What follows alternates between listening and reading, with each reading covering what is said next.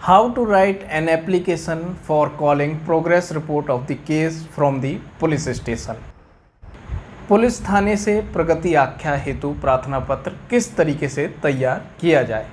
नमस्कार दोस्तों, मैं आपका दोस्त एडवोकेट अमित कबीर आपका एक बार फिर से हमारे YouTube चैनल आर्टिकल 32 में वेलकम है।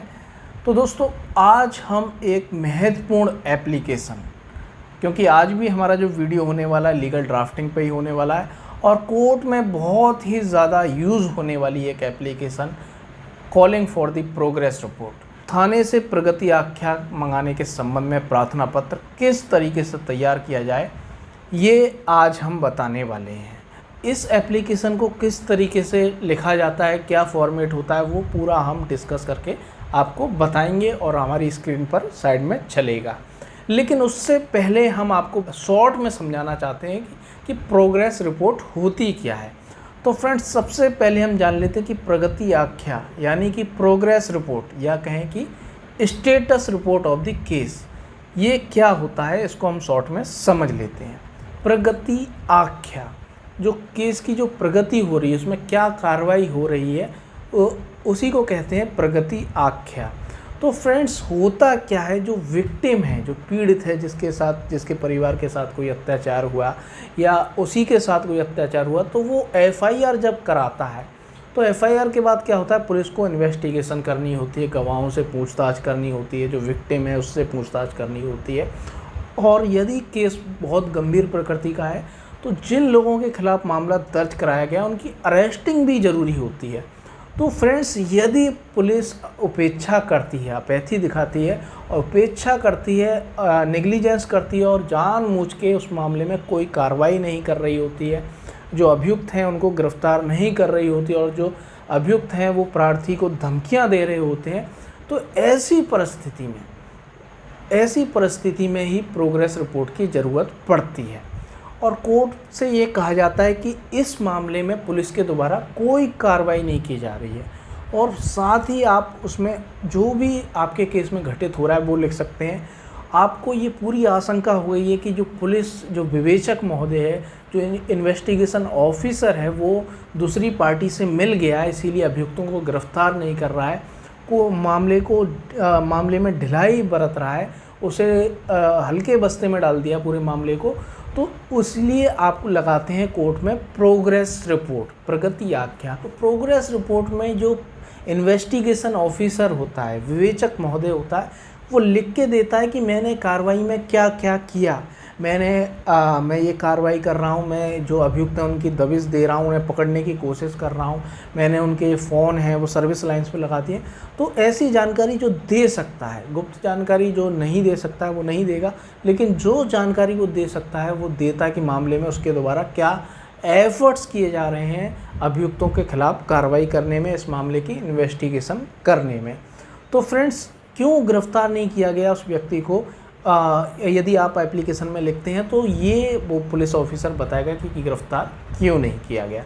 तो दोस्तों, हम देख लेते हैं ये एप्लीकेशन आपको किस तरीके से तैयार करनी है।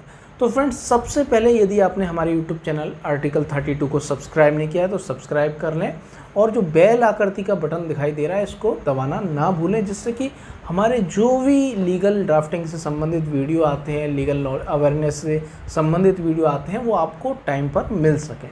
तो फ्रेंड्स, हम शुरू करते हैं। आपको स्क्रीन पर लीगल ड्राफ्टिंग दिख रही होगी। तो फ्रेंड्स, जिस तरीके से अन्य एप्लीकेशन जो भी कोर्ट्स में लगती हैं उसमें जो फॉर्मेट रहता है वैसे ही फॉर्मेट इसमें लगभग वैसे ही सेम फॉर्मेट रहेगा। सबसे पहले आपको न्यायालय का नाम लिख देना, जो भी न्यायालय का है। जैसे कि हमने यहाँ पर लिखा है न्यायालय श्रीमान अपर मुख्य न्यायिक मजिस्ट्रेट महोदय, संख्या 1 आगरा। ये आपको जो न्यायालय का नाम है वो लिख देना है। प्रार्थना पत्र संख्या /2023 इस तरीके से लिख देना है और यहाँ पर डालना है राज्य बनाम, जिस व्यक्ति के खिलाफ आपने एफआईआर दर्ज कराई थी उसका नाम लिख देना है। राज्य बनाम उस व्यक्ति का नाम लिख देना है। राज्य के साथ आप ब्रैकेट में प्रार्थी का नाम भी लिख सकते हैं, नहीं लिखना चाहें तो कोई बात नहीं। तो राज्य बनाम अभियुक्त का नाम लिख देना है और जो धाराओं में आपने मामला दर्ज कराया था वो लिख देना है और थाना कौन सा है, जो भी संबंधित थाना है आपका वो लिख देना है। फिर आपको यहाँ पर जो एप्लीकेशन का सब्जेक्ट है वो इस तरीके से लिखना है, प्रार्थना पत्र वास्ते प्रगति आख्या मंगाने के संबंध में। ये लिख देना, इंग्लिश में लिखाएं तो application for calling progress report of the case, ये लिख देना, या calling application for calling status report of the case, इस तरीके से आपको सब्जेक्ट लिख देना है। फिर आपको लिखना है श्रीमान जी, सविनय निवेदन है कि प्रार्थी द्वारा थाना हाजा पर एक मुकदमा संख्या दर्ज कराया गया था, जो मुकदमा संख्या है वो लिख देना है। मामला दर्ज करने के बाद विवेचक महोदय द्वारा विपक्षियों के विरुद्ध अभी तक कोई भी कार्रवाई नहीं की गई है। वह आरोपी व्यक्तियों के खिलाफ एफआईआर दर्ज हुए 1 महीने बीत चुके हैं, जितना समय बीत चुका है एफआईआर हुए वो लिख देना, 1 साल है 6 महीने है वो लिख देना। 1 महीने हो चुके हैं एफआईआर लिखाए हुए, लेकिन पुलिस के द्वारा इस मामले में किसी भी आरोपी व्यक्ति को गिरफ्तार नहीं किया गया। जब भी प्रार्थी ने विवेचक महोदय से उक्त मुकदमे के संबंध में अब तक हुई कार्रवाई के बारे में पूछना चाहा तो विवेचक महोदय द्वारा कोई भी संतुष्ट जवाब नहीं दिया गया। जब भी प्रार्थी जाता था इन्वेस्टिगेशन ऑफिसर से थाने में पूछता था कि इस मामले में आप क्या कर रहे हैं, हम पीड़ित हैं, वो लोग हमें धमका रहे हैं, आप क्या कार्रवाई कर रहे हैं, तो पुलिस ऑफिसर कोई भी जानकारी नहीं देता था और टाल मटोल करके उन्हें वापस भेज देता था कि हम कार्रवाई कर रहे हैं, जिस कारण प्रार्थी काफ़ी भयभीत व परेशान हैं। ऐसी परिस्थिति में उक्त मुकदमे में अब तक हुई कार्रवाई की प्रगति आख्या को माननीय न्यायालय के समक्ष मंगवाया जाना न्याय हित में अति आवश्यक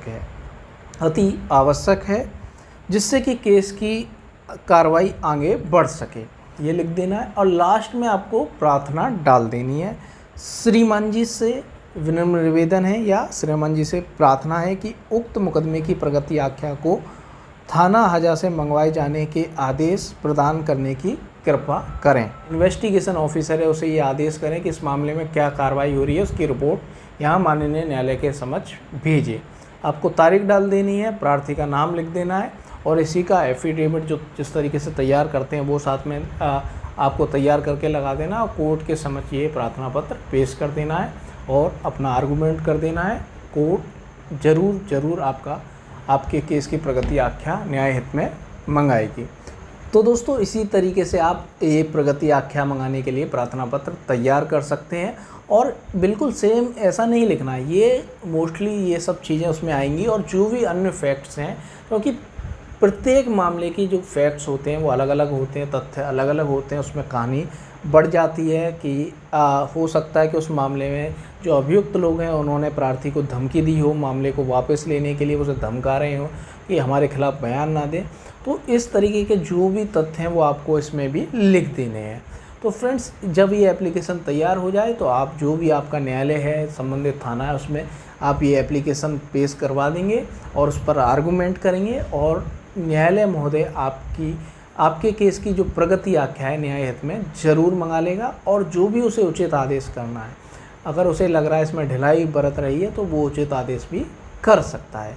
तो फ्रेंड्स आपको हमारा ये वीडियो कैसा लगा कमेंट बॉक्स में कमेंट करके ज़रूर बताएं और इस वीडियो को अधिक से अधिक शेयर करें, क्योंकि ऐसी समस्या कई लोगों के सामने आती है।